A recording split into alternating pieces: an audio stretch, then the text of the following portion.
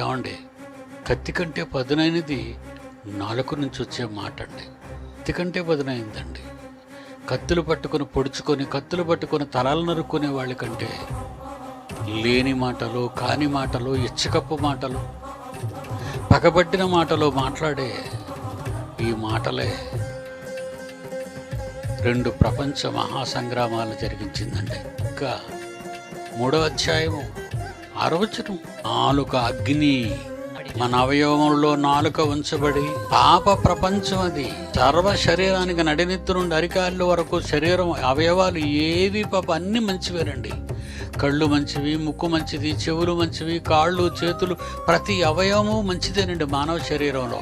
కానీ సర్వ శరీరానికి మాలిన్యాన్ని, మురికిని, పాపాన్ని, దుష్టత్వాన్ని, సర్వ శరీరమునకు మాలిన్యం కలుగజేసి కృతి చక్రమునకే చిచ్చు పెడుతుంది.